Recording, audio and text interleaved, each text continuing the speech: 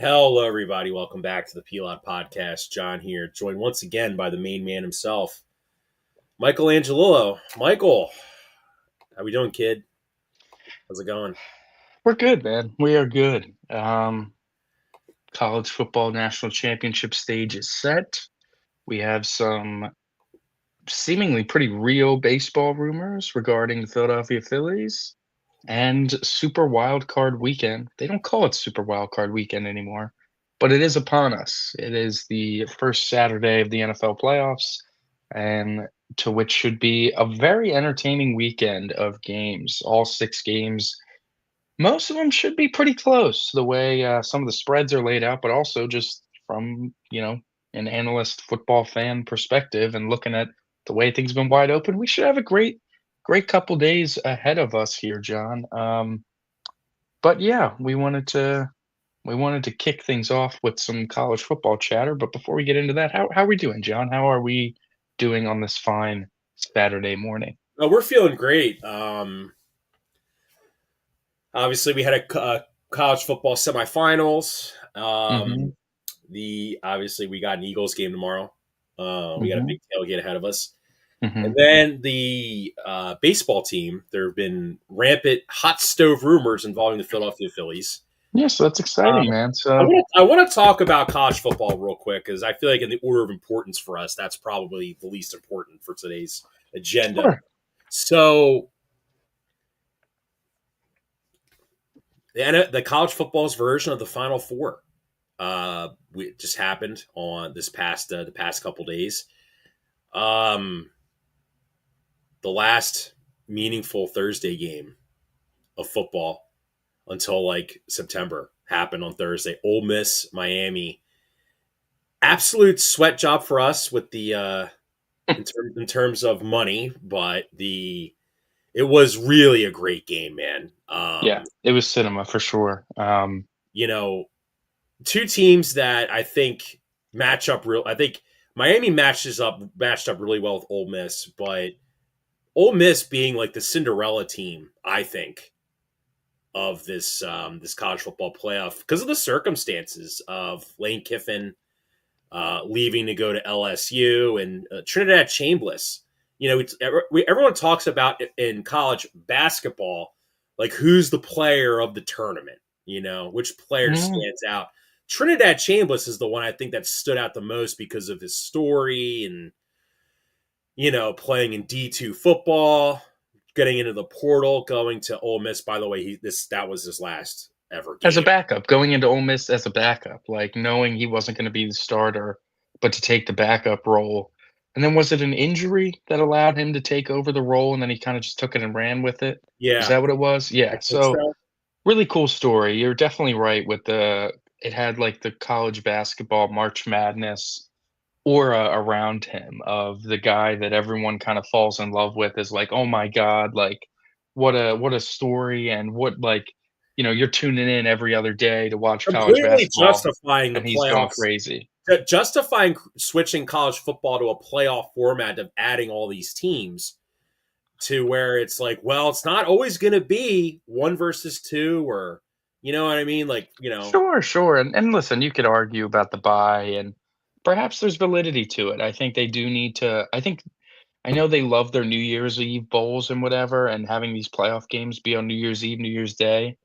But I do think they need a slight revamp. I think like 3 weeks off, almost a month off for the teams that get a bye week in the playoff, I think it's way too much time, man. Like, to give a team a month off and then when we watch them almost always lose all the time, like last year, West none of the teams Virginia. with the bye made it.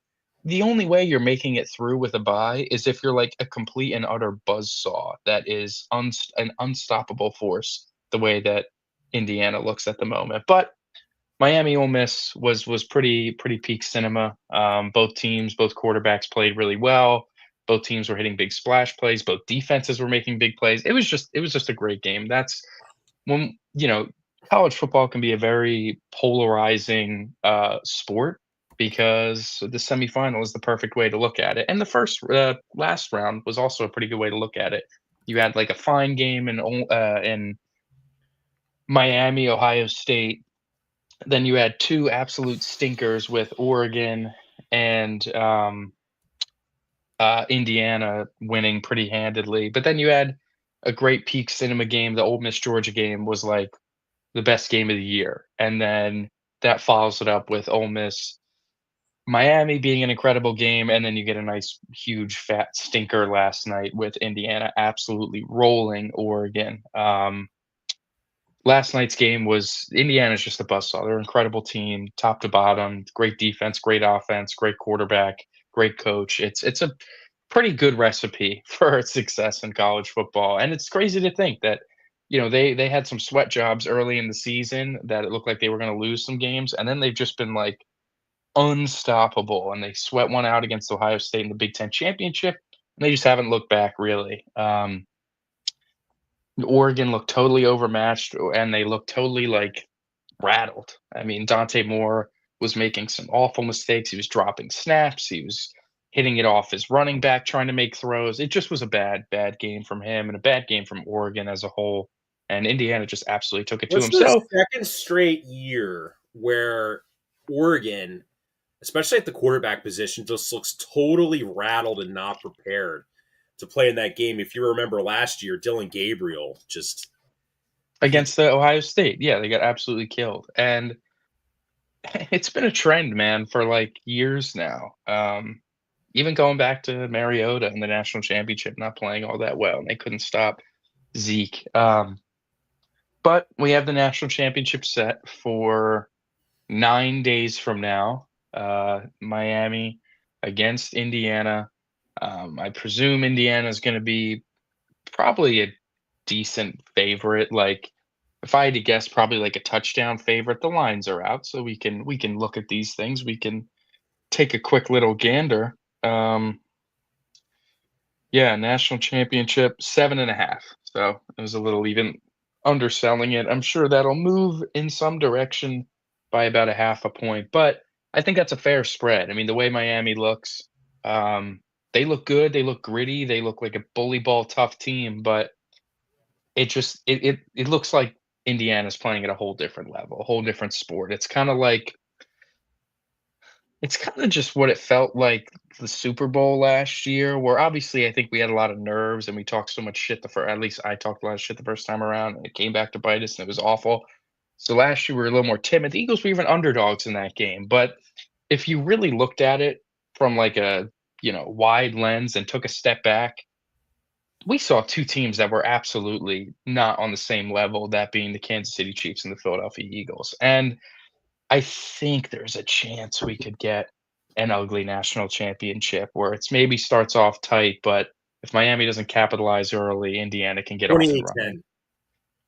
Could be worse, man. They just hung 42 on Oregon last night. Like, and I know Miami's defense is good, but it could be a rout. It definitely Well, the thing could with be ugly. it's funny is like Oregon, I think, just has a lot of inexperience. They've really lost a lot of guys to the draft, and granted, they have a lot of talented guys coming in, but that felt like it was like a young team going in and just getting blasted by a way more experienced team. Sure. Indiana made the playoff last year, and everyone was like, "Oh, they didn't deserve to be there. They're frauds." Yeah. And then that was just literally like it's basically JMU for the most part. All went to Indiana last year, and they made they ran roughshod through the Big Ten for the most part. Yeah. And this year, I mean, come on, man, you saw it with like Ohio State. Like they lost a lot of guys too. They Hmm. still had key guys. It's really come down to the quarterbacking, I would say, for a good part too. As much as we love to rip on Carson Beck, I mean, he had scored the game-winning touchdown, and Trinidad Chambers almost drove them down the field for the win. Probably should have called pass interference on Miami, Michael, and had the ball one more play at the goal line. It's tough though. Well, not at the goal We line, know but that at like the 15. 15 yard. Yeah, we know those rarely get called, and to nitpick like a Hail Mary sort of situation, I didn't love that design of like we're trying to complete a pass in the back corner of the end zone. It's like you're really limiting what could happen. I feel like the way the Ole Miss receivers and everyone was moving, you might have had a better chance ripping a seam ball to be caught at like the 8-yard line and, kind of got to break one tackle and you're scoring. Like that's what I thought like was going to happen, honestly. But I also, to go into some more game play or yeah, decision making, I didn't like that Miami called that timeout. They had 2 timeouts left and they called one and allowed Ole Miss to hold on to 1 timeout, and I'm just thinking, if Ole Miss wants to let the clock run down and not use their last timeout, that's fine. You can just end the game right here. Like, you can call timeout with 10 seconds left, and if Ole Miss has 1 timeout left, you can put in the end zone there because Well, you had one Miami anyways. had guys dropping like flies, so I think that might have been like I agree with you, but I think they It were almost cost them. Like, it I think they genuinely were almost so cost them. rattled on the sidelines because they just had they had a bunch of guys like leave the game, and you got your backups in that really it's not like an NFL backup where it's like okay, guys got some experience with the Mhm. team, and they're we all forget they're kids, they're kids, they're not professionals, you Yeah, know. no, they are yes, they are. But Miami, Indiana in roughly 9 days. We'll see how it goes out. Hopefully, it's a good one. We're always hoping, but it always has potential to not. So we'll see. But to pivot off of college football and into some baseball. We haven't talked ton of baseball since the Phillies had their flurry of moves earlier in the offseason, and we have some pretty serious rumors, I'll say. A lot of reporters, national and local guys, when the local guys are pushing these rumors too, that's when you really feel it. Phillies have serious interest and have had multiple meetings with free agent infielder of the Toronto Blue Jays, formerly Bo Bichette. Now, Bo Bichette, 27 years old, turns 28 in March. Um, his age being a big factor into the contract that he's going to get, his young age being what makes it an attractive option. Um, Phillies have some serious interest in him. They really do. And I think this has come from well, it's not, I think, I know, it's come from the frustration of, I guess, waiting around for JT Realmuto. I'll still believe it when I see it that JT's not going to be back on the team. I still do feel as though they value his preparation and his knowing of the pitching staff and all that sort of stuff super highly, and his relationship with Zach Wheeler super highly, that I do think it is not in their best interest perhaps to let him just walk. But they seem to be having some rough contract negotiations stemming back from the first time around in 2020, not really having a pretty negotiation to get the contract done. And I think JT's held a grudge for that, for right or for wrong. It's what's happening at the moment. And the Phillies, I think, are really weighing the alternatives. That's like, you know what? If we're not going to keep you, we're going to take a swing elsewhere and get something impactful. And it feels like Bo Bichette could just fall right into their lap if that occurs. And with that would likely come a trade of Alec Boehm to free up an infield spot, and Bo I Bichette saw would have to something play a else position he never about played. that. I saw something else about that. What did you see? Well, considering the Phillies outfield is completely shambolic at the moment, they may move Bryce back to the outfield. You look at Bryce's workouts, and I mean, I'll be honest. I'm going to tell you right now, zero point zero. Bryce is going back to the outfield. I could not be more confident that they are not doing that. Because you know why? Because it's come from the higher ups in the organization for like 3 years now, that they view Bryce as a first baseman, that they really don't have much interest.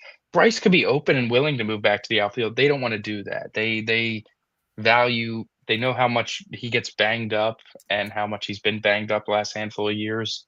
And first base is just definitely a significantly less physically strenuous position than putting him back in the outfield, whether it's right or left field.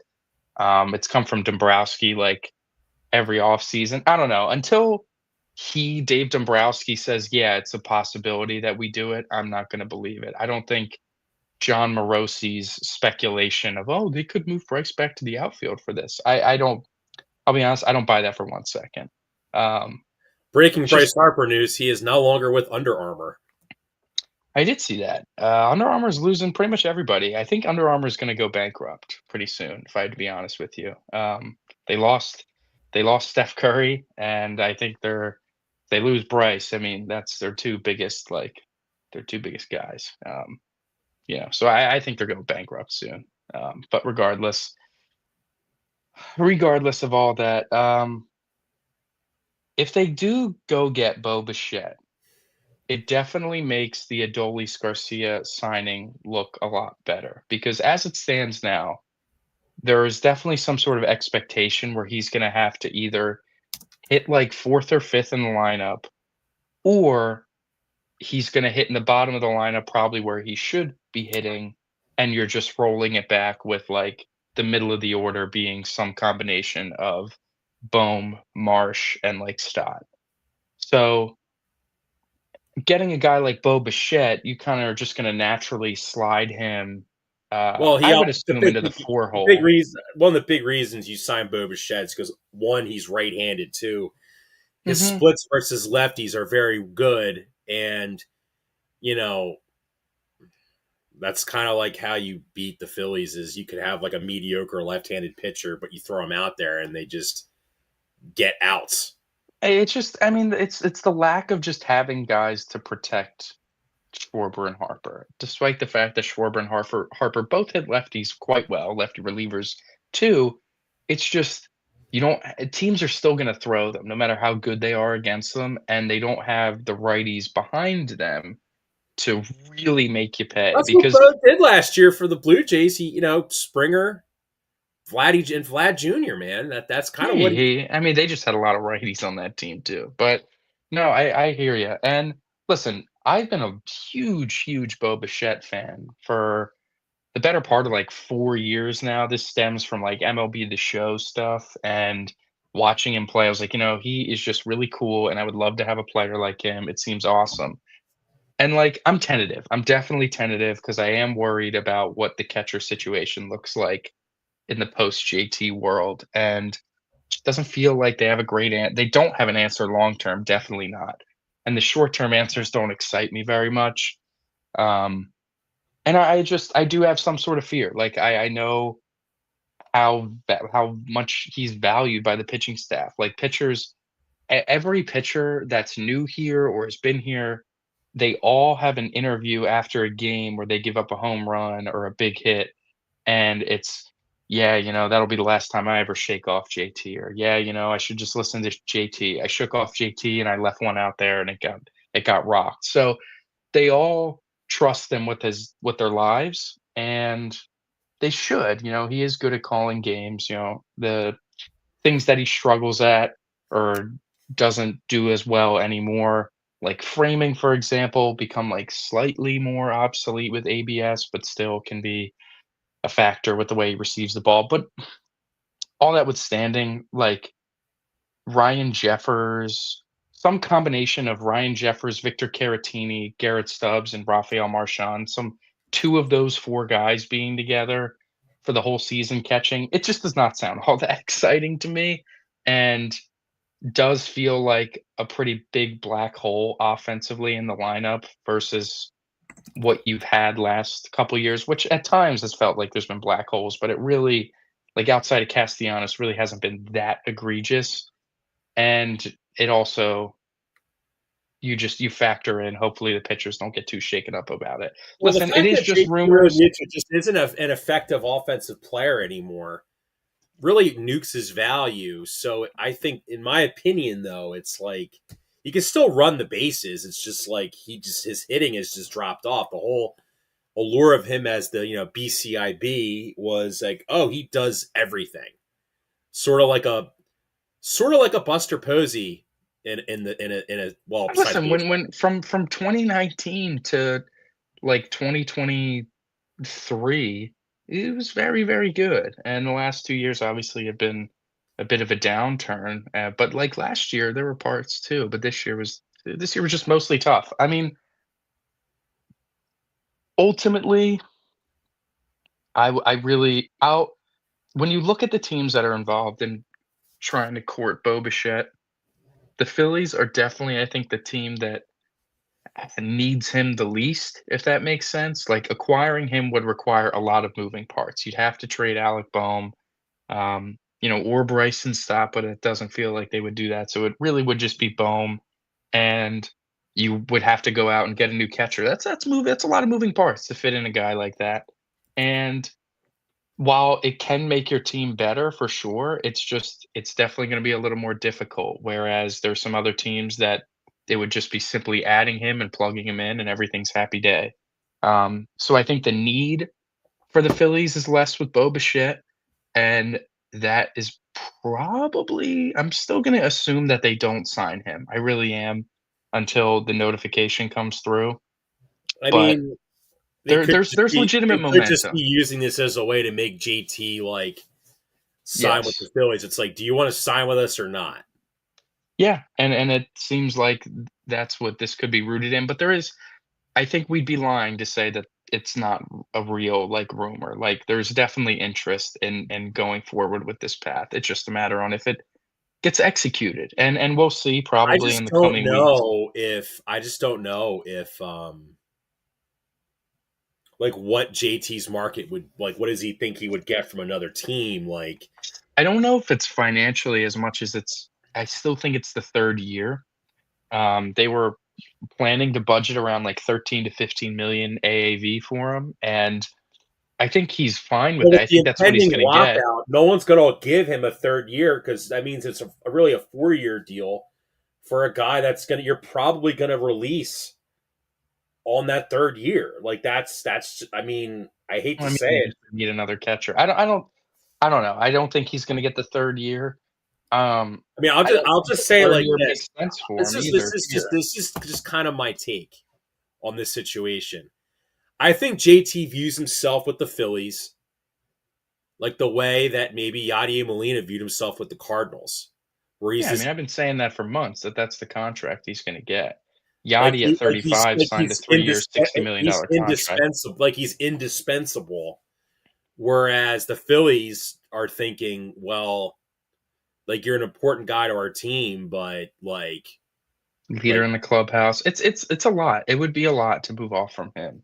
I Um, mean, they moved very quickly to re-sign Schwarber. Like it wasn't like they didn't wait till like now, for example. Like Schwarber's been re-signed for weeks.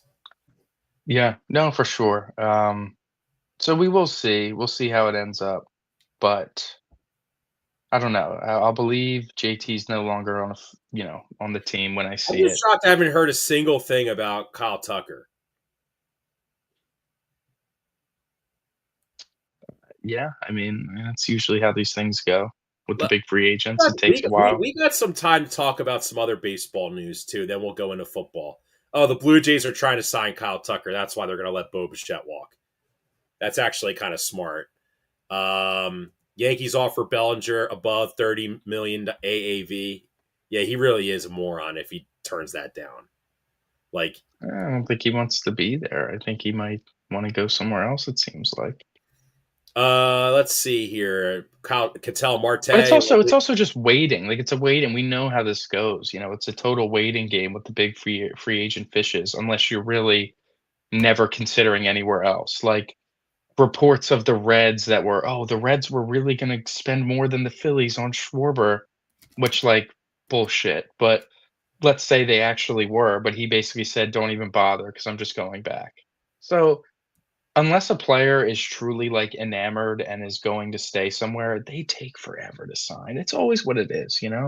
Bryce didn't sign till like the leap year, February 29th or whatever it was. well, that was a little special. That was like literally like baseball like failure because they thought, Yeah, but oh, like that's what it is though. Like that's what the precedent that was set now, where, you know, it wouldn't be shocking if Bichette, Tucker, we got Bichette, we got Tucker, we got Bregman, we got Ranger, we have Framber. Like there's still huge free agents out there. Um, Alonso only signed because he's was viewed similarly to Schwarber. If Schwarber hasn't signed yet, Alonso would not be signed by now. I guarantee it.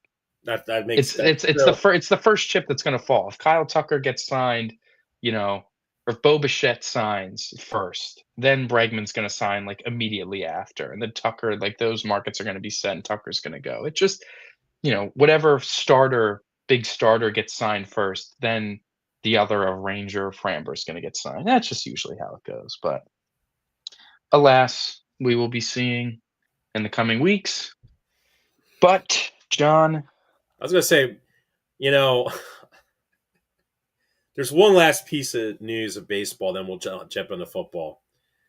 Max Kepler really should uh, ask a refund for those performance enhancing drugs, unless he was taking them after he was off to his like god awful start. it's really interesting. You really do want to know when he started taking them. Like, was it after how many flyouts to the warning track before he was like, all right, F this. I need something. I need some sort of juice. Or was it the whole time? And if that's the case, that'd be pretty disappointing. It's a shame, man. We got two guys juiced up and very little to show for it. How about that?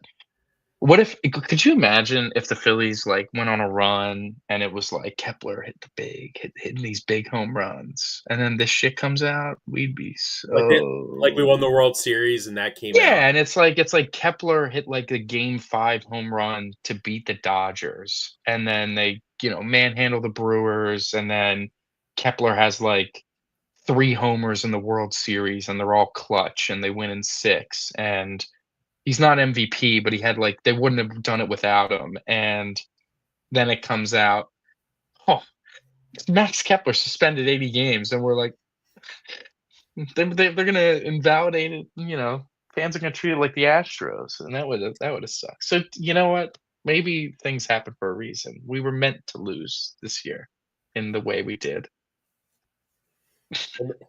Wow. All Anyways, right. on Sorry. with that. But we can definitely spend more time on these games now. Yeah, absolutely. So we have the playoff field set. The 1 seed in the AFC belongs to the Denver Broncos. The 2-seeded Patriots are playing the 7-seeded Los Angeles Chargers. The 3-seeded Jacksonville Jaguars are facing the 6-seeded Buffalo Bills, and the 4-seeded Pittsburgh Steelers are facing the 5-seeded Houston Texans. And then over in the NFC, we have the 1-seeded Seattle Seahawks on a bye, the 2-seeded Chicago Bears in a divisional matchup against the 7-seeded Green Bay Packers, the 3-seeded Philadelphia Eagles taking on the 6-seeded San Francisco 49ers. And to start off wildcard weekend, we have the 4-seeded Carolina Panthers winning the NFC South with an 8-9 record, hosting what some would still say maybe is the best roster in the NFL in the playoff field, the 5-seeded Los Angeles Rams. This is a 10-point spread on Vegas Insider. You're seeing 10.5 other places, but it is currently sitting at the Rams -10 on the road. John, kick us off. What are you thinking for this game Saturday afternoon at 4:30? Well, I'll say this: Panthers beat them before, but that kind of only lends more credence to the fact the Rams are going to win the rematch, I suppose. They lost because, the Rams lost last time from a lot of self-inflicted wounds. And look, this is a very cliched saying, the only team that can beat the Rams is the Rams. Mm-hmm. Here's the thing with the Rams, though. Like, offensively, they might be the best team offensively in the playoffs. Right? Yeah, yeah. Puka, Devontae Adams, Matthew Stafford. I know you don't like Kyron Williams, but they're No, blink. listen, it's an very efficient rushing attack. Williams and Yeah, Corum, the solid Kyron players. Williams now with Blake Corum being more involved. That's a very solid, kind of a very underrated 1-2 punch. Everyone talks about Kung Fu Kenny and Charbonnet of the Seahawks. Shit, the rushing attack of the Rams is probably just as efficient. It's one of the most efficient in the league. It's probably more efficient. And you just look at Carolina, first year making the playoffs. It just does not. I have a funny betting odds number stat that I wanted to share just to see your reaction on this game. So, as of today, January 10th, 2026, the Carolina Panthers have worse Super Bowl odds than they did preseason. What are your What? thoughts on that? That is insane. And in theory, you can like mental gymnastics make it make sense. The playoff field's set. We know how all the teams look. They clearly have a difficult path to get there. Whereas in the preseason, we don't know anything. The Panthers could have, back in July, the Panthers, as far as we were concerned, they could have went 13-4 this year. So I guess in that way you can sort of make it make sense, but it does feel bizarre that you're one of the final 14 teams remaining in the NFL. You have a home playoff game to start up, and you have worse Super Bowl odds than when you were like the preseason comfortable pick to finish third or fourth in your own division. Pretty bizarre if you think that like that. So yeah, that was the funny stat I wanted to share for you. When I look at this game, I see, like you said, what's a world that the healthy Rams are going to go and lose in Carolina? Well, they already did it like a month ago, but it took Matthew Stafford throwing 3 interceptions, tipped Fumble. balls getting picked, and a fumble. Like it was, pick six. It's pretty unlikely It that was a all those flat spot crazy. for the Rams. The Rams were hot, and they went in playing a team that was kind of due for a bounce back in the Panthers, I believe, at the time. And it was just like a bad spot for the Rams. I mean, It was a trappy spot for sure. I mean, it was a game that was like when you talk about like high leverage plays and stuff, that was the big difference in the game. The Panthers get a pick six. The Panthers get an interception in the end zone. Like those huge turnovers, those huge swings. The Panthers hit 2 big play touchdowns on fourth downs to Jalen Coker and Tet McMillan at different points of the game. Like all the explosives went in the favor of Carolina, and they muddied up the game just enough where that gave them a slight edge to be victorious. And like, that's gotta be the path to try to win again in this situation. I personally have a hard time seeing Stafford turning the ball over 3 times. I do wanna give a shout out to some of they do have some legit stars on that Panthers defense, like, Mike Jackson's having a great season, Jason JC Horn is very Horn, good, Derrick Brown is great, um, but, like, with those 3 Nick guys, the Scarton, unit. Yeah, the defensive the rookie of the year the candidate. unit as a whole is just bad. It's not good against the run. It's better against the pass, but it's still nothing too tremendous. They don't get a lot of pressure. Um, it's just not a They're a great unit. strong offseason away from probably repeating as the NFC South Yeah, division potentially, potentially. potentially. But you look at the offensive side of the ball for Carolina, and the running game has just fallen off a cliff. I mean, they do get Robert Hunt back, which is nice, but they were able to be in games and contend with these great teams in the regular season because Rico Dowdle was rushing for like 120 yards a game and Chuba Hubbard was being very efficient. And both those guys look like gassed, and Yeah, it's just Rico not a good Dowdle's never unit. really been like a star, like RB1. Like, He was asked to be it in Dallas last year and just struggled. But like this year was flourishing. And part of what makes their passing offense good is the check down game, the screen game, getting the running backs the ball in space. And they're just not doing anything with the space that they're given. And it's what's held this team back. So it's going to take a lot, I think, for an upset. And I'll be honest, the Rams getting healthy, even though they don't have Kevin Dotson, that's a huge miss for them, missing the right guard, Kevin Dotson. But they do get there's Devontae Adams another thing back. I want to bring up though, and um,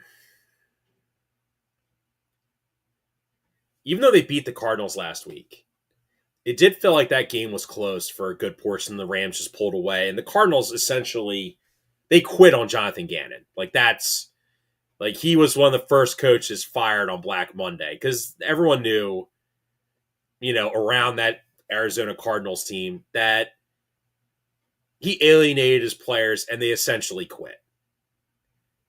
And the week 2 weeks ago, the Rams The Rams lost 2 games in a row. Seattle game, extremely tough loss. Then they lose to Atlanta. And everyone knew Raheem Morris was getting fired, and they still lose to the Falcons. And Yeah, then they. they kind of had like their little bounce back. I mean, that's the thing is like the problem with this Rams team, Michael, is it feels like whenever Sean McVay has adversity, or his teams are facing adversity, they just self-destruct. With this, is that going to happen today? It shouldn't. But would I be surprised if they lose a close game because Stafford has 4 more turnovers and the Panthers win the ugliest game ever in NFL playoff history? Not really. It's not impossible. And like, and honestly, my only logic is just like the fact that they had just lost to the Panthers this year in the same way. The Rams were healthy. They were healthier in that game. They had Dotson and Devontae Adams. Now they get Adams back, but they don't get Dotson back. If the Panthers want to win this game, they need to commit a couple turnovers and they need to attack the corners of the Rams. They need to be able to just get vertical and take chances. They can't win this game by being passive on offense. They're going to need to try to force the issue with some explosive plays. And if they land, they can hang around. But I don't know. I look at what the Rams usually do, to knock great teams in the playoffs, and they usually take care of their business. Stafford, never not many games, but has never lost the playoff game while he was favored. And the spread's 10 points for a reason. I could see Atlanta.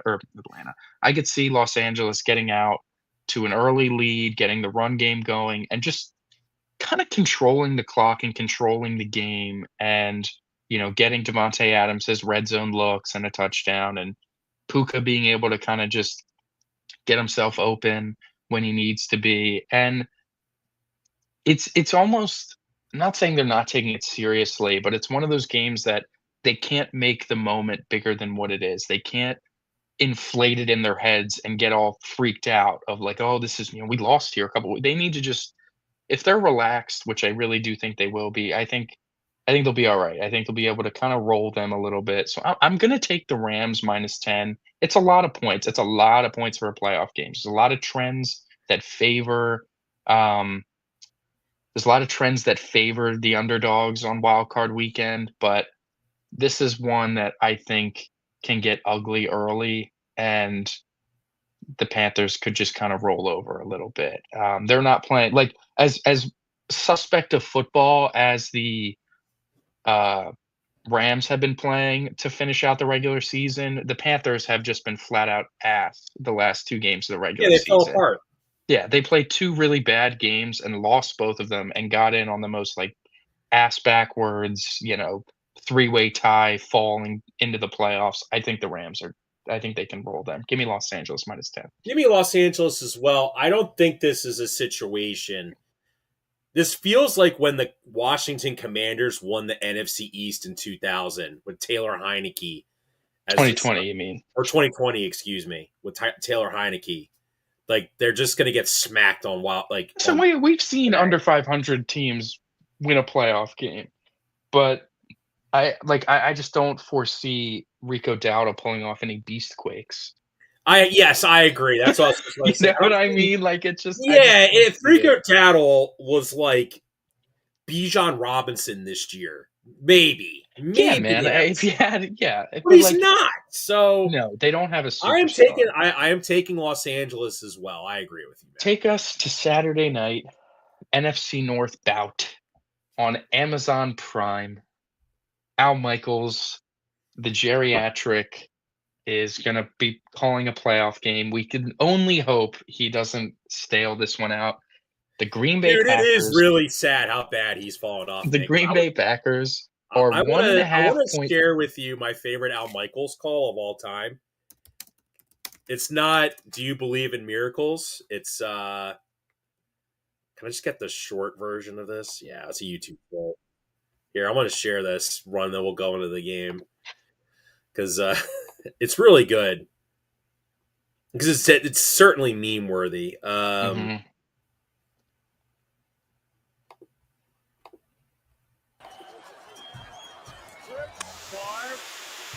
Lays it up. Oh. Freeman, and it's incomplete. Or did he make the catch at the 15? Yes. What are they going to rule it? He caught it? Touchdown. He did what? Well, the Packers are going wild. The crowd's going wild. But let's see what It's a shame because Al Michaels, he used to be great, man. He used to have some juice. He used to be. He's just an 81-year-old man. It's time to put the dog down. Like it's time to get him out of the Like booth John because Madden, when John Madden retired, he retired like at before he started embarrassing himself. but he's at least an analyst. Like he's not, calling the game. We're like Al Michaels, he's just having trouble registering what's happening on the field sometimes. And he tries to like throw on the excited voice like when it's too late. So it's like a boring call and he's like, touchdown. Like it's like, okay, he just doesn't know what's going on. And Kirk Herbstreit, not good NFL guy, like really needs to stick to Yeah, dude, college. there's certainly a different way calling NFL and college because in college, like the schemes are more simplified.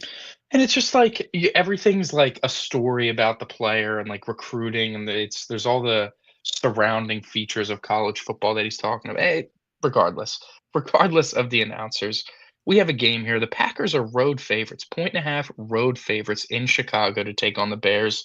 Um, this is going to be a really good game. I think this is going to be a I really agree. close game. I think it's going to be a high scoring game, and it's just a matter of who can pull it out. Listen, the Packers have clearly been putting Josh Jacobs on ice. He's gone a month without having more than 12 carries in a game, so they're clearly making a concerted effort to have been saving him for this point. Um, this is a matchup between two electrifying offenses, two good head coaches, two good schemers, two quarterbacks with strong arms, two great running game, like a lot of similarities between this team and then between these teams. And you look at the defensive side of the ball, and both these defenses stink. I mean, the Bears, they're only like better at this point because of the high turnover variance. They force a lot of turnovers, and those are huge, explosive, game-changing defensive plays, but sometimes it doesn't even matter. The 49ers game, perfect example. First play, pick six to open up the game. You're like, oh, look out, Chicago. And then they give up what, a touchdown on like every consecutive drive after the fact. Like it was really, it was just a sieve. It was awful. One of the big stats that I like in this game is third down success rate. The Green Bay Packers are the best team in the NFL. They're second best team in the NFL converting third down behind only the 49ers. The Bears are seventh, so it's not like there are any slouches in this. But where Green Bay is the best at, they're the best at 3rd and 5 or longer. So they're really great at converting if they're falling behind the sticks on first down and are in those 3rd and long situations. They're able to convert and keep the offense on the field. And I think you're going to see a heavy dose of Josh Jacobs. They've really been saving him. Jordan Love's been on the shelf for a few weeks. Um, the Bears, they have the Caleb Williams effect where he has the strong arm and the ability to run around, and I feel like I can just picture him on bootlegs with no Micah Parsons to chase him down, and that can be very difficult for Green Bay to stop. Where I wanna just kinda side with this game is the quarterback with playoff experience. Quarterbacks with no playoff experience versus quarterbacks who do have playoff experience are 20 and 40 straight up, and while I do think Caleb Williams is kind of one of those guys that could just be ready for the moment, not let the moment rattle him, his just general inconsistencies as a young growing quarterback and down to down accuracy, I think that can spiral a little bit in a playoff game to let you fall behind when your defense is fully reliant on turnovers to turn the tide. And if Green Bay can protect the ball, control the ball, I can see them pulling this one out in a shootout. I'm going to take the Packers on the road as 1.5 point favorites to. I guess it's not an upset, but I really do feel like it would be considered an upset. The vibe I get, the sharps are all kind of loading are taking Green Bay. for what you just said. You know, it feels like in these divisional games, when these games get split, the team with more experience, if they have to play each other in the playoffs, is the team that usually comes out ahead. Like, obviously, this Bears team blew their shot at the 1 seed, lucked out when the Eagles, didn't play their starters, and Choked anyways. Ben Johnson, for how creative as a play caller he is, he's very immature. Like, his little, he's worried about this is where I think I'm taking the Bears. And this is going to be for maybe I'm agreeing with a lot of the points that you just made. He's thinking about the Eagles. Like, this guy's obsessed with the Eagles. I'm not saying that as an Eagles fan. You saw it, with the Lions' attitude.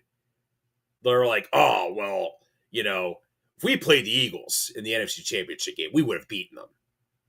And now and then after they lose to the Bears, when the Bears lost to the Lions, which is an embarrassing loss because the Lions were playing for nothing.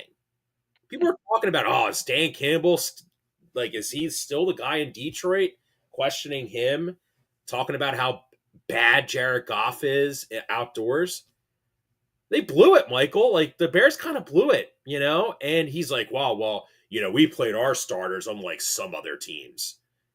Talking specifically about the Eagles. The Eagles were the only team that didn't really play their starters besides the Packers. He also could have been talking about the Packers, and it's like, dude, you're just being a clown. And it almost, in this kind of game, the Packers have a lot on the line.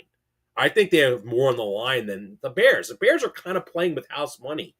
And we'll always talk about that in a positive sense. Who cares if I disagree. I don't think the Bears are playing with house money. I think this is the first time in a Bears-Packers matchup in maybe 50 years where I honestly think the Packers are playing with house money. The Packers, they made the big trade for Micah Parsons and he's hurt. They got injuries all over the place. They're going to get Zach Tom back, which is cool. But when you don't, Tucker Kraft's been hurt for a while, Micah Parsons out for the season.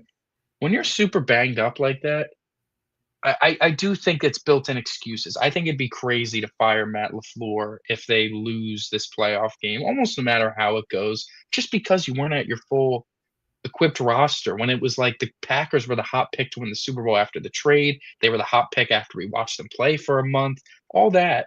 And then Parsons goes down and the whole thing kind of fell apart. I think all the pressure's on the Bears. I think the Bears can start playing with house money once they beat the Packers. If they beat Green Bay, now it's all house money. If you lose to the defending Super Bowl champions in the divisional round, throw your hands up. It is what it is. If you lose to, the Rams at home, and that great roster and that great team, not the end of the world. I really do think in order for the house money to kick in, they got to beat the Packers in a meaningful game for both teams. This is where the pressure's all on you. This is where I think there's a lot of pressure on Jordan Love because, he's been the starting quarterback there, undisputed starting QB for 3 years now. And, Michael, it doesn't really look good for him if he goes into this game and, kind of lays an egg. And I don't know, dude. Malik Willis came in and also looked efficient. And listen, Jordan Love is most certainly a better quarterback than Malik Willis. But my point is he's got to go back in there. He's kind of got to prove a point, in other words. And listen, we know Aaron Rodgers is a playoff choker. We know that, right? He's a playoff choker. I mean, to an extent. To an extent. But listen, Favre and Rodgers had a lot of early playoff success. Jordan Love, is beating the Cowboys an impressive playoff performance. We know how bad they've been in the playoffs for the last 30 years. I don't think we can revisionist history that one. That was a 2-seeded Cowboys team with the top scoring defense in the NFL. And they went and absolutely railed them. It was 48-16 at one point. I don't think we can discount that as like a Mickey Mouse win or anything. Like that was incredible. They were a few drops and missed throws away of stuff of beating San Francisco, and they would have been the ones coming here in the. No, they wouldn't have been the ones coming here, but they would have gone to Missed the throws. conference championship. Listen, I get it. It was his second career playoff game. I hear you. I agree. I do He's think got a there lot is to some prove. No, inherent he's got a lot pressure. to prove. I mean, you look at Caleb, like he also has a lot to prove, but I feel like if they lose like a close game, like a field goal game where, It's gonna be a bad look, man. I think if I the don't think Bears so because the Bears still have a ton of cap space. Like no one thought they'd get this far. And you look at the NFC North, like the Vikings don't have a quarterback. The yeah, but Lions, we can't just say the NFC North is one of the best divisions in football. like they Even could still be still, the best team in NFC North next year. The Vikings don't have a quarterback and they went 9-8. Okay. You know what I mean? Okay, that's damn Okay, impressive. well, they're going to go 9-8 again next year. Well, Yeah, if they don't have a quarterback, sure. I think the Bears, you got to take advantage of this Brian opportunity Flores a might little not be bit. there next year. He might be the Fat Ravens coach. Micah Parsons probably isn't going to tear his ACL next year. Like he's going to be playing a bunch of games, and I don't think the Lions are going to have another down season with the brain drain. And I think they're going to address their issues. The Bears are going to be playing a first place schedule next year. I think honestly, I think if the Bears lose, the memes are going to be up the ass about the same old Bears can't beat the Packers when it counts, same old Bears, and it's gonna look the schedule's gonna come out, and it's gonna look a lot tougher than it did this year, and they're not gonna win the one possession game, voodoo crazy win, like, variance. That's gonna come back down to the mean a little bit. It's a huge game for for the Bears. If they lose, it is not going to be a fun offseason for them. I think Bears fans are gonna try to kinda cope a little bit with, "Oh, this is just the beginning." Sure, probably it is. But I do think in a year where the NFL is about as wide open as it can get, it would behoove them to beat your biggest rival at a home playoff game and give yourself a shot to go on a run against, what's the most wide open the NFL probably will ever be. Where are you picking with this game? I have Green Bay. Where are you at? I'm with Green Bay. Okay. It'd be Okay. kind of hilarious that Sirianni again gets bailed out by. It does feel that's also partially. The next game we have opening up the Sunday slate, Sunday at 1 p.m. What some would say is the best game on the entire weekend, and I'd probably have a hard time disagreeing. The Buffalo Bills head down to Duval to take on the Jacksonville Jaguars. The Jags are 1.5-point favorites at home. This is another tough one. You have a team that could literally not be hotter than the way the Jags have been playing for the better part of like almost 3 months now. They've been playing at such a high level and they've been winning in all different ways. They absolutely dismantled the current 1 seed in the AFC of the Denver Broncos in their own home. Their passing game is absolutely flourishing. It really took off when they acquired Jacoby Myers. Their running game has actually been pretty inconsistent and very inefficient, but the passing game's been so good, and Liam Cohen's a good enough designer. He's been getting the running backs involved through the passing game, and their defense has been really good too. Liam Cohen's offense is so good at Michael to me is he puts a lot of pressure on cornerbacks in open fields having to make tackles. And if you look at look at most of the league, like there's the only team off the top of my head that can make open field tackles as corners are like the Philadelphia Eagles with Cooper DeJean and Quinyon Mitchell. Buffalo does have a good secondary. Their passing defense stats are definitely among the top in the league. So I do think it's a good matchup for Buffalo's defense, but the Jags, I think they're going to try to run the ball a little bit. This is going to come down to it's going to come down to, I think coaching is going to play a big factor. It's Sean McDermott's defense, and he calls the plays. against Liam Cohen's offense. He calls the plays, and who's going to out-scheme the other, put the other one in uncomfortable situations? It's going to be up to Sean McDermott to make Trevor Lawrence uncomfortable, and hopefully he throws a couple tomatoes and, you win that way by him turning the ball over a couple times. But Liam Cohen, I think, is going to continuing to do a good job at putting Lawrence in favorable situations. It's been part of what's limited his turnovers, of having him be a good passer and, hit some easy stuff to unlock and open up some of the harder stuff, and using his feet in the red zone. And it's been really effective. When I look at the other side of the ball, I expect a heavy dose of James Cook, and I think Josh Allen's going to have to kind of throw on the Super Bowl cape, the Superman cape. And to be completely honest with you, that's not like a bad strategy from Buffalo's perspective. They've won countless games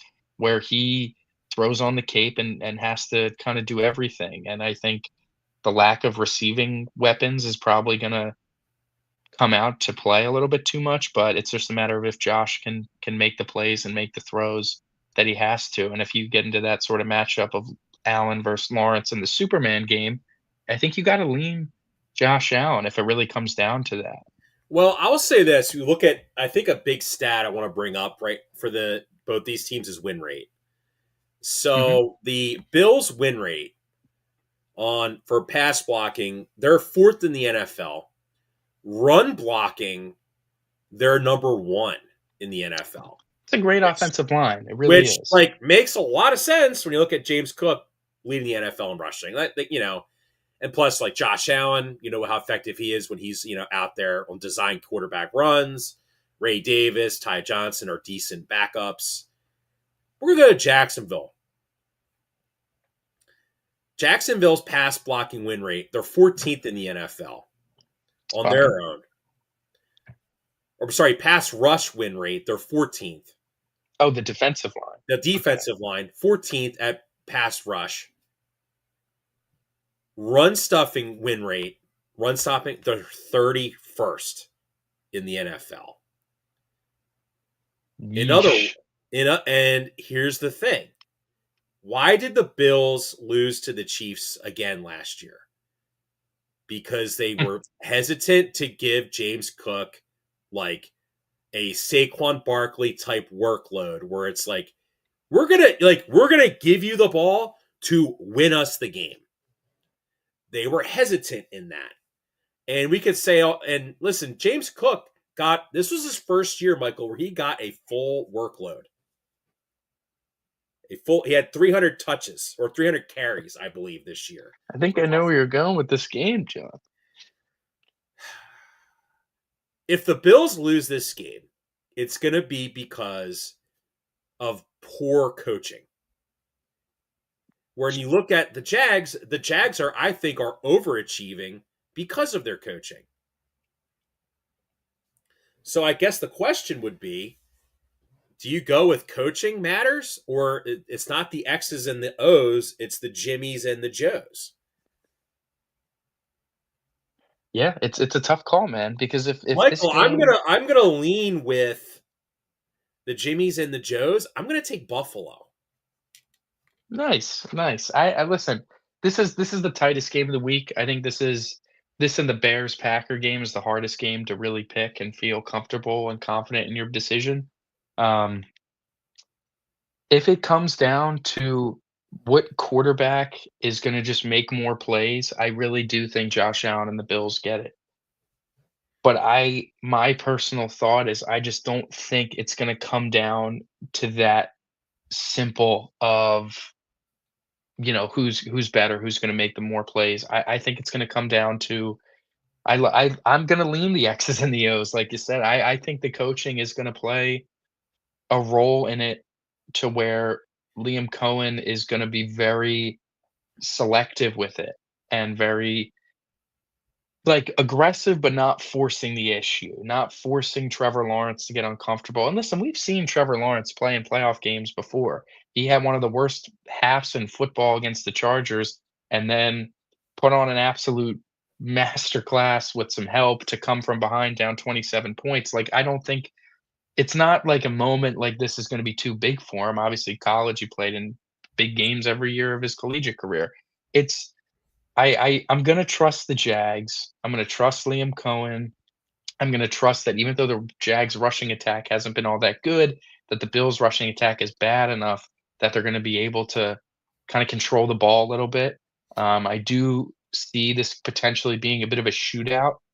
If it gets a little sloggy, that's where I think it favors the Bills. If this game is a bit of a drag early on, I think Buffalo's gonna have what it takes to pull it out. But if both offenses are kinda flourishing, I think the Jags are gonna be able to kinda win the explosive play battle and steal it that way at home. So give me Jacksonville minus 1.5, our first split decision of wild card weekend. Next game, because we've been doing it for the last handful of months, we're gonna keep doing it. We're gonna talk about things in order. We're not saving the Eagles. Philadelphia Eagles at home to take on San Francisco 49ers, a rematch of the 2022-2023 NFC Championship game. Obviously, both teams are quite different from that moment. The Eagles have a significant health advantage and just a better defense, while also having a pretty significantly worse offense. And the 49ers definitely have a significantly worse defense than they did in that game. And, you know, barring something catastrophic, should be healthier on offense to an extent entering this game. Obviously, I think injuries are the biggest story, though, with this game. No Nick Bosa, no Fred Warner, obviously huge. No, drawing a blank on the other 49ers linebacker that's been playing the last handful of weeks. Are Who you winners? Wait, sorry? No, not winners. It's not Bazemore, but oh man. Mhm. Official injury Key report. winners is questionable. That's not who I'm thinking of, Luke though. Gifford is questionable. Oh, who am I thinking of that they said was out? They put on like IR. Maybe it is Winters. I don't know. But regardless, we have two guys that I just don't think are going to play. They haven't practiced all week. That are huge, huge, huge impact players for the 49ers, and it's Ricky Pearsall and Trent Williams. Now, if those two guys aren't playing, I do think the 49ers offense is going to struggle. We just saw the 49ers offense after going on a heater of all heaters go at home against the Seahawks and lay an absolute egg. Um, those injuries were For the one seed. for the one seed. Those injuries were massive for them, and they were put into a box. They really couldn't do much of anything against Seattle, and I think the Eagles are gonna have a similar defensive formula to stop them, trusting the front four to get home and bring pressure, trusting the edges, especially against their weak tackles, to put Purdy under duress and continue to trust the back end to cover up. I don't think the receiving core of, Jawan Jennings and, uh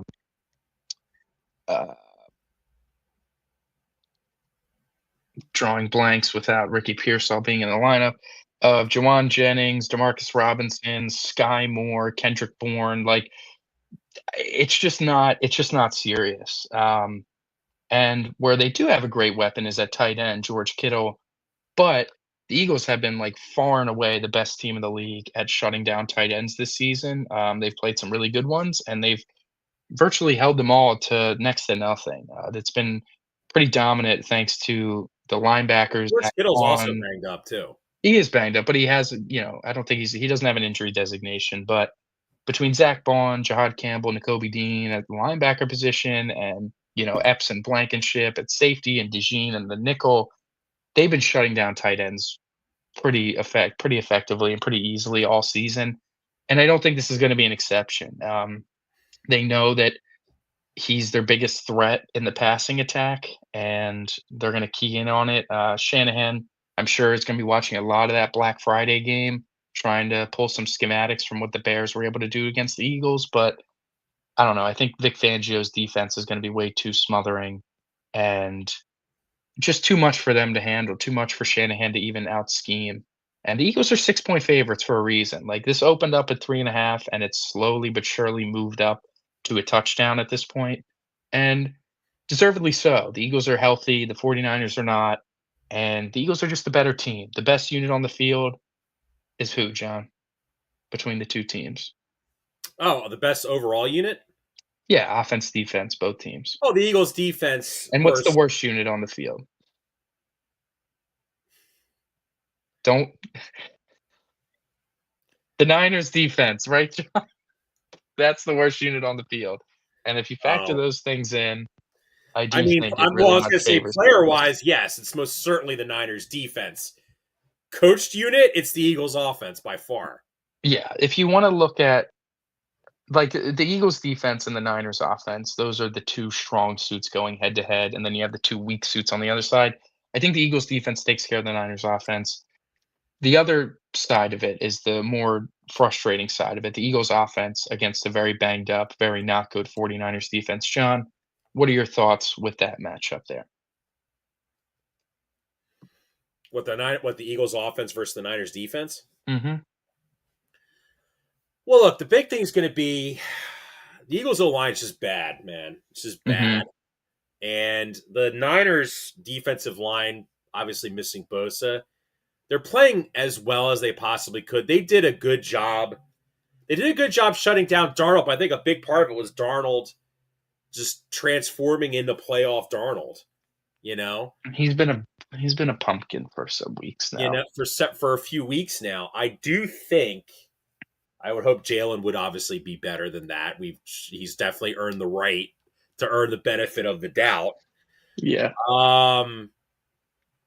Look, man, you got to put pressure on the Niners corners. Like, Mm-hmm. that's the weakest part of their defense. And you saw how well the Seahawks ran the ball. The Seahawks have really struggled running the ball, off and on all season to certain extents, You want to see the Eagles do that with Tank Bigsby and obviously, Saquon as well. Yeah. Yeah. I think this is an opportunity for Jalen to continue what is like been a pretty big I will trend of be him. right back, by the way. Yeah, go ahead. A pretty big trend to him rising to the occasion. He struggled a little bit in those first two playoff games last year, but obviously was incredible in the NFC title game and in the Super Bowl. He's had two great Super Bowls. He's had two great NFC championship games. He's had much more better. He has much more good playoff games than bad ones. Um, and I think this is another chance for him to kind of show off his ability to show up in big games and to play well. And I look at what the Niners defense has to offer, and it's we're probably going to say this every week until like a coaching thing changes, but it's such an overwhelmingly massive talent disparity between the Eagles offense and the Niners defense, and that should be enough. I mean, the Eagles offensive line is not great, but they do get Lane Johnson back, which is huge. Getting Lane back, I think, will help a lot. It's going to take a unit that's been kind of brutal all season and should provide some stability. I think it'll make Tyler Steen's life a lot easier. It'll make just the ability to kind of help out inside in the passing game a lot easier because you can just rely on the two tackles on islands again. And that's huge. I think AJ Brown, he's had some inconsistent playoff like statistical performances. I never felt that he played badly in any of the games, but he's definitely due to have a big playoff game. And I think this is another opportunity. Granted, the weather forecast is a little suspect with the wind. I don't think it's not gonna be raining during the game or anything, but it is supposed to be windy again, and that's been an issue all season, it feels like, with the weather, but I do think, like you said, John, the running game is gonna be a massive X factor for the Eagles, and if they're able to get Saquon going and involve Tank Bigsby a little bit to, you know, lean on the running game there, Also and get the Dallas big Goddard thing. involved. You saw the tight ends for the Seahawks were kind of cooking a little bit to a Yeah, certain. Goddard. I think the usual suspects are gonna be involved. I think the biggest difference we're gonna see from regular season to the playoffs now with the Eagles is gonna be the running game with the quarterback. It's gonna be Jalen Hurts' legs getting involved in more designed runs. I really do think they've been sitting on it. They asked Jalen about it. Do you think it's been done to help keep you healthy? And he just straight up said no. He said that's just what KP has been calling, and I do what I'm told to do. It was it's about as blunt as he's been with the media talking about internal stuff all year, even though he has really been blunt about being aggressive and stuff. I mean, now it's not that we're not saving anything now. We're here. We're in the playoffs. It's time to go. It's time to unleash everything. And I think involving Jalen in the run game is just going to help everything out. We know how predictable they can become and the way that linebackers and safeties have been all triggering downfield. The threat of a running quarterback hasn't been felt like all season. Teams aren't, it's not that they're not respecting Jalen as a runner. They're just not being kept honest. They're like, well, they're not really running it with Jalen much this year. So just take the shot on Saquon. And if Jalen pulls it and keeps it, throw our hands up. We'll give it to him. We know they don't want to do that. You have to be a lot more willing to do it. You just have to. And I think it's going to be to their great benefit. Give me the Eagles -6. I the way I'm looking at this, if I had to give like a score prediction, I'm in the realm of like 27-13. I think that the defense is going to play well start to finish like they have been for most of the season. And I think the offense is going to be able to get going a little bit, maybe get benefited with a turnover to help a short field. And they're going to be able to just have a nice normal. I feel like every time you say it never happens, but I'm just hoping and thinking they're going to have like what feels like a nice normal win to set them up for the divisional round, no matter where it's going to be, whether it's in Chicago or whether they're going to be playing it at home.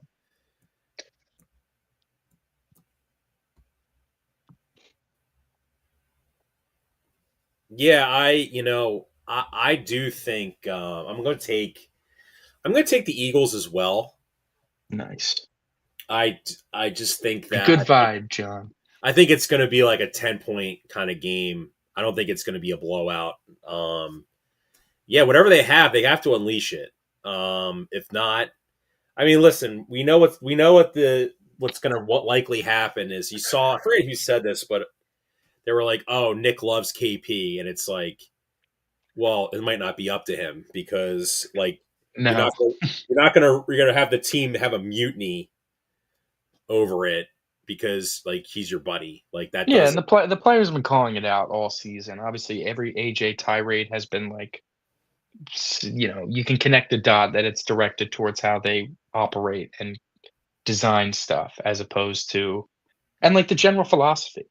If I'll be honestly, John, I'm gonna be so pissed if they get up early and are up like say 17-3 or 17-6 at halftime and just kind of put it in the tank again and like first down run, second down run, third down throw away, and we're just asking, hey, we're not going to get you like any first downs. You're going to need the defense to hold for about 4, maybe 5 possessions in the second half.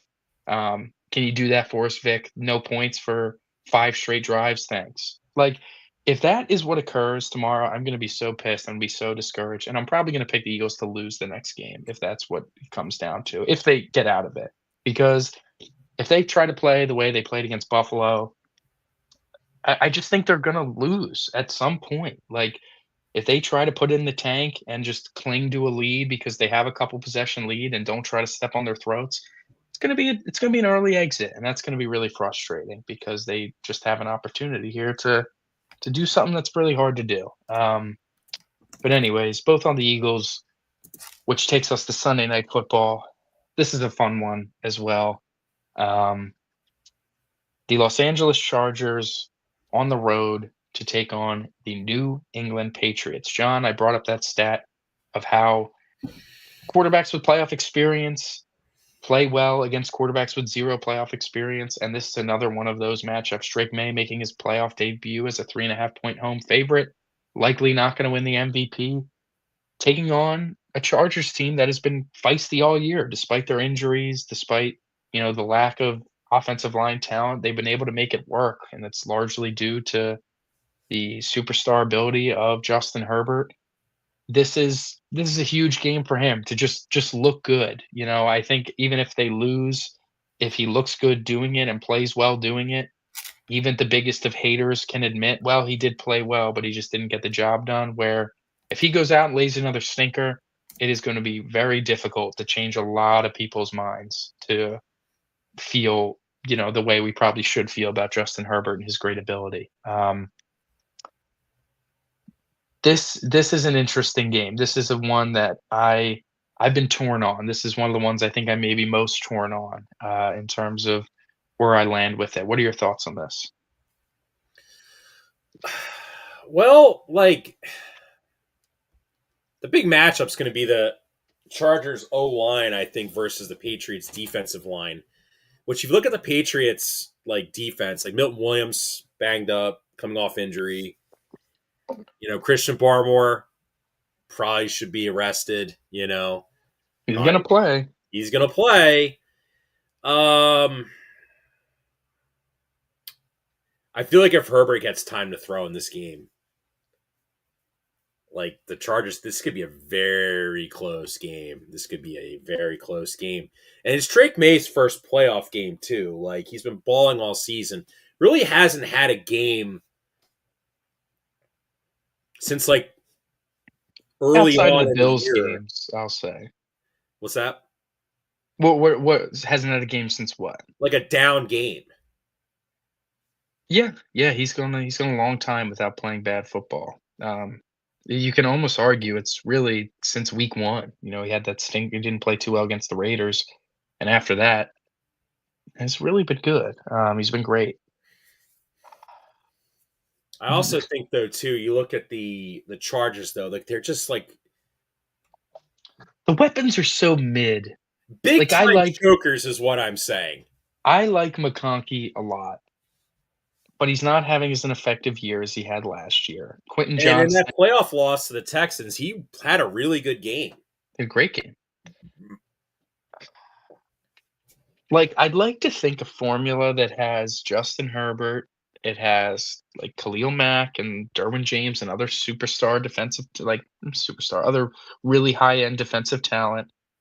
And you have a kicker that can, if hopefully he doesn't choke again for their sake, but you have a kicker that is the most accurate kicker in like NFL history under 50 and is good post 50. Like, he can do everything. That feels like a weapon. Like, I think this game is going to come down to a field goal.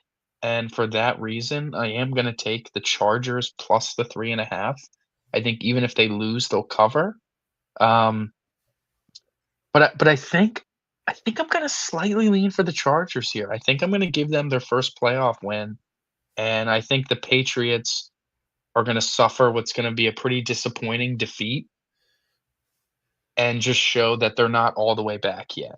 Teams like the Jets are like, wow, I thought it was supposed to take 10 years to find your next franchise quarterback. And they found it pretty quickly after the post-Brady era. And I just don't think they're going to have the instant success that they had 20 years ago with Tom Brady. I think it's going to take a little bit. Was a second-year Tom Brady. That's what I'm saying. I don't think that's going to happen. I think this Patriots defense doesn't have like the Ty Laws, Lawyer Malloys, Willie McGinnis. Christian Gonzalez is very good. Mike, Teddy Bruschi, is he not? Mike Vrabels type players. I think Christian Gonzalez is great. That's just one guy though. I mean, that's the thing. Like, that defense the Patriots had was really good, and Tom Brady managed the game. Like, they kind of don't. I will say, like, Drake May's just been incredible. He's highest EPA per play, like, against the pressure. He's got the highest completion percentage in the NFL. They are like best in third down. They're second behind Green Bay and like third and long. They do a lot of the things right, and their weapons feel honestly better than the Chargers' weapons a little less like, this feels like the game can be gritty, and a couple Travion Henderson home runs like really can turn the tide in this game. But all that being said, I think I'm gonna, maybe it's a little hopeful or whatever, but I'm gonna go with Justin Herbert. I'm gonna go with the Chargers, and I'm gonna take them plus 3.5 on the road here.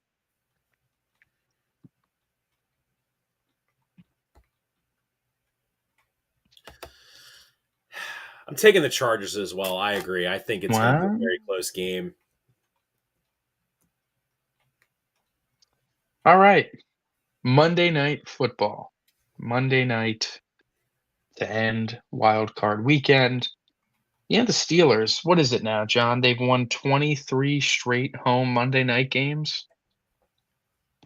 There's Yeah. a lot of trends, I have to say, that favor the Pittsburgh Steelers. Super Bowl quarterbacks versus non-Super Bowl winning quarterbacks are great in the playoffs.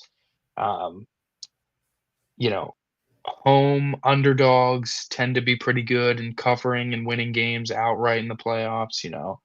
The Steelers have a lot of voodoo going their way, but the Texans are 3-point favorites for a reason. That defense is historic. It is historically dominant. They don't do anything super creative. It's just a bunch of really, really great players and a nasty, aggressive attitude. They force turnovers, they get pressure, they get sacks. They do everything right. They do everything conceivably correct on defense. And DK Metcalf coming back is huge for the Steelers, but I just don't think it's gonna be enough. Um, to be able to outscore even a struggling Texans unit on offense. I mean, the Texans offense has been pretty reliant on explosive plays. Like the path to a Texans Super Bowl looks like the defense keeps doing what it's doing and the offense hits like 3 explosive plays a game. They got to hit their big splash plays to Nico Collins or Jaden Higgins or um, Jalen Noel or whatever, or Jaden Higgins or Jalen Noel, like whoever. And that's kind of how they've just been winning. That's how they've been winning during the regular season, and it's going to be how they have to win in the playoffs, hitting a few splash plays and the defense dominates. And I think they're going to be able to do that a little bit um, against Pittsburgh, even though Pittsburgh should dominate on the defensive line. I think that they're going to be able to let a few fly downfield, and all it's going to take is probably just to hit a couple because that Texans defense is going to be absolutely smothering. Give me Houston -3.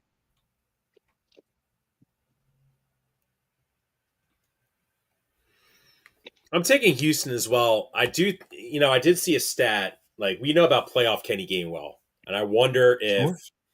Pittsburgh's going to ride that. I just feel like if Aaron Rodgers is just going to do nonstop checkdowns, it's really going to fall on the Texans linebackers and secondary just to have to make tackles, And, the one thing we've seen with this Texans defense, if they have any kind of weakness, they're much better against the pass than they are at the run. We saw Ashton Jeanty, break a couple against them. We saw like James Cook had a lot of success against them.